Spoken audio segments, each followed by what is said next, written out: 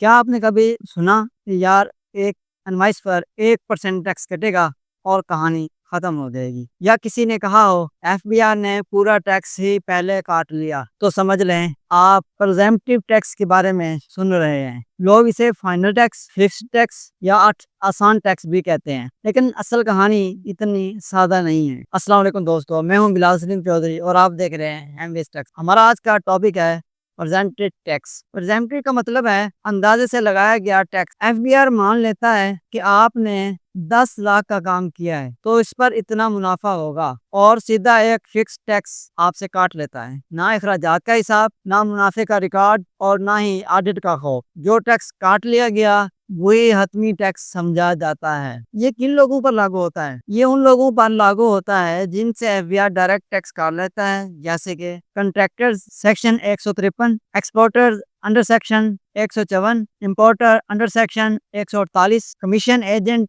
Under section 233، جائیداد بیچنے والے کے لیے انڈر سیکشن 236C۔ اسی طرح کہیں پر فریلانسر پر اور کہیں پر رینٹل انکم پر بھی لگتا ہے۔ جہاں انکم کا سراغ لگانا مشکل ہو وہاں پر ڈائریکٹ ٹیکس لگایا جا سکتا ہے۔ نارمل ٹیکس اور پرزیمپٹیو ٹیکس میں مین فرق کیا ہے؟ نارمل ٹیکس رجیم اصل حساب کتاب آمدنی کے اوپر ہوتا ہے، اخراجات کو شمار نہیں کیا جاتا۔ سلیب ریٹس کے حساب سے ٹیکس لگایا جاتا ہے، جیسا کہ 5%، 15% یا پھر 35%، جبکہ پرزیمپٹیو ٹیکس میں صرف ٹرانزیکشن ویلیو پر ٹیکس لگتا ہے اور اس کی شرح فکس ہوتی ہے، جیسا کہ 1%، 4% یا پھر 7%۔ اس کا ریکارڈ یا حساب کتاب کی ضرورت نہیں رہتی۔ ایک امپورٹنٹ بھائی نے 3 کروڑ کا مال منگوایا، منافع بہت کم تھا، لیکن ایف بی آر نے 6 لاکھ کا ٹیکس کاٹ لیا۔ اب چاہے اسے منافع ہو یا نقصان، ٹیکس تو کٹ گیا۔ دوستو، آپ کس ٹیکس رجیم میں آتے ہیں؟ کیا آپ کا ٹیکس صحیح لگ رہا ہے یا آپ بھی زیادہ ٹیکس دے رہے ہیں؟ کیا آپ کو ٹیکس ریفنڈ مل رہا ہے؟